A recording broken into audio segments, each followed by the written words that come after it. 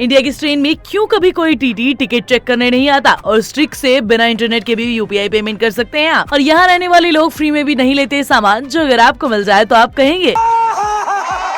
और फेसबुक के CEO mark Zuckerberg एक महीने में कितनी सैलरी लेते हैं, आइए जानते हैं आज के इस वीडियो में। बिना टिकट के ट्रैवल करने वालों को अक्सर इस बात का डर रहता है कि कहीं ट्रेन में टीटी ना आ जाए, पर इंडिया में एक ऐसी ट्रेन भी है जिसमें कोई भी टीटी नहीं आता। हिमाचल के भाखड़ा और पंजाब के नांगल के बीच चलने वाली इस ट्रेन का नाम भाखड़ा नांगल ट्रेन है, जिसमें कोई भी टीटी टिकट चेक करने नहीं आता, क्योंकि इस ट्रेन में ट्रेवल करने वालों के लिए टिकट ही नहीं लेना पड़ता और इसमें कोई भी पैसेंजर फ्री में ट्रेवल कर सकता है। असल में जब 1948 में भाखड़ा नांगल डैम बनाया गया था, तब इन दोनों जगह को जोड़ने के लिए कोई भी ट्रांसपोर्ट नहीं था, जिससे लोकल्स और डैम में काम करने वाले वर्कर्स को काफी प्रॉब्लम फेस करनी पड़ती थी। इससे निपटने के लिए ट्रेन सर्विस को स्टार्ट किया गया। इसमें ट्रैवल करने वालों से कभी कोई टिकट नहीं लिया जाता, जिससे इंडियन रेलवे आज भी फॉलो करती है। 2011 में फ्री सर्विस को खत्म करने की बात उठी थी, लेकिन बाद में इस डिसीजन को मना कर दिया गया, क्योंकि ये हमारी हिस्ट्री और हेरिटेज को रिप्रेजेंट करता है। 13 किलोमीटर लंबे इस ट्रेन रूट का यूज करीब 25 गाँव के 300 लोग हर रोज करते हैं। इस ट्रेन में ज्यादातर स्टूडेंट्स और काम करने वाले वर्कर्स आते जाते हैं। वैसे इस ट्रेन की एक और खास बात यह है कि इस ट्रेन के एक एक डिब्बे लकड़ी से बने हैं। तो आप कभी इस अमेजिंग ट्रेन में सफर करने वाले हैं, कमेंट करके जरूर बताइएगा। फैक्ट नंबर 4, आजकल हम हर छोटी चीज के लिए यूपीआई पेमेंट का यूज करते हैं और कभी कभी इंटरनेट स्पीड के चक्कर में फंस जाते हैं। लेकिन क्या आप जानते हैं कि इंटरनेट के बिना भी यूपीआई किया जा सकता है? इसके लिए एनपीसीआई यानी national payment corporation of India ने एक नई फैसिलिटी लॉन्च की है, यूपीआई ट्रांसफर ऑफलाइन। इसमें आपको सिर्फ अपने रजिस्टर्ड मोबाइल नंबर से *99# डायल करना है, जिसके बाद आपके मोबाइल स्क्रीन पर कुछ ऑप्शन आएंगे, उनमें से आपको अपने मुताबिक ऑप्शन सेलेक्ट करना है, डिटेल्स भरना और पेमेंट हो जाएगा। बस एक बात का ध्यान रखिएगा कि ये फैसिलिटी अभी जियो यूजर्स के लिए अवेलेबल नहीं है, तो जियो वालों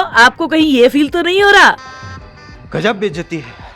फैक्ट नंबर 3, अगर आप इंडिया में अभी 1 किलो काजू लेने जाते हैं तो वो आपको 1200 से 1400 रुपए किलो मिलेगा। बट इंडिया में एक ऐसी जगह भी है जहाँ के लोगों को अगर आप 50% ऑफ देकर भी काजू बेचेंगे तो वो नहीं खरीदेंगे, क्योंकि यही काजू यहाँ पर 30 से 40 रुपए किलो मिलता है। इस जगह का नाम है जामताड़ा। जामताड़ा को भारत की काजू नगरी कहा जाता है और इसकी काजू नगरी बनने के पीछे एक दिलचस्प कहानी है। कहा जाता है कि 1990 में यहाँ के डिप्टी कमिश्नर को काजू खाने का बड़ा शौक था। वो चाहते थे कि यहाँ पर भी काजू की खेती की जाए। इसके लिए उन्होंने यहाँ की जमीनों का सर्वे और टेस्ट करवाया, जिसमें यहाँ की जमीन काजू की खेती के लिए बिल्कुल सटीक निकली। तब से आज तक यहाँ पर काजू की खेती की जाती है। हर साल हजारों टन काजू का प्रोडक्शन किया जाता है, जिसे पूरी इंडिया के साथ साथ कंट्रीज में भी एक्सपोर्ट किया जाता है। फैक्ट नंबर 2, क्या आप जानते हैं फेसबुक, व्हाट्सएप, इंस्टाग्राम के मालिक मार्क ज़करबर्ग की 1 साल की कमाई सिर्फ $1 है? पर ऐसा क्यों? असल में मार्क ज़करबर्ग नहीं, एप्पल के फाउंडर स्टीव जॉब्स, गूगल को बनाने वाले लैरी पेज और सेर्गेई ब्रिन और टेस्ला के सीईओ एलोन मस्क भी कभी न कभी $1 की सैलरी पर काम कर चुके हैं। और इन लोगों को ऐसा करने के पीछे एक बड़ी वजह है। दरअसल ये लोग इनकम टैक्स बचाने के लिए ऐसा करते हैं और इन लोगों को कंपनी के स्टॉक और बोनस के तौर पर पैसा मिलता है, जिसके ऊपर भी इन्हें टैक्स देना पड़ता है, पर वो टैक्स सैलरी टैक्स से कम होता है। और ये लोग गवर्नमेंट के ऐसे लूपहोल्स का फायदा उठाकर अरबों रुपए बचा लेते हैं। फैक्ट नंबर 1, अगर आप स्टडीज या घूमने के इरादे से जर्मनी जाने का सोच रहे हैं तो ये फैक्ट आपके लिए बहुत काम आने वाला है। अगर आप जर्मनी के किसी रेस्टोरेंट में खाना ऑर्डर करके उसे खा नहीं पाते तो आपको इसके लिए रेस्टोरेंट को पेनल्टी देना पड़ेगा। जी हाँ, दरअसल जर्मनी में कुछ साल पहले तक फूड वेस्टेज बहुत ज्यादा था, जिसे इमेजिन तक नहीं किया जा सकता। एक रिपोर्ट के अकॉर्डिंग साल 2015 में 18 टन फूड वेस्ट किया गया था, जो हर साल बढ़ रहा था। इसे कम करने के लिए जर्मनी की गवर्नमेंट ने एक कमाल का फैसला लिया। जर्मन गवर्नमेंट ने अपनी कंट्री के सभी होटल और रेस्टोरेंट पर ये रूल लागू कर दिया कि खाना बर्बाद करने वालों को भारी पेनल्टी देना पड़ेगा। साथ ही रूल जर्मनी में होने वाले किसी भी तरह के इवेंट्स पर भी लागू था। और इसी पेनल्टी से बचने के लिए होटल और रेस्टोरेंट ओनर्स ने खाना ना खत्म करने वाले गेस्ट पर फाइन लगाना शुरू कर दिया और लोग उतना ही ऑर्डर करने लगे जितना वो खा पाए। वैसे आपको क्या लगता है, ये रूल इंडिया में अप्लाई किया जाना चाहिए कि नहीं?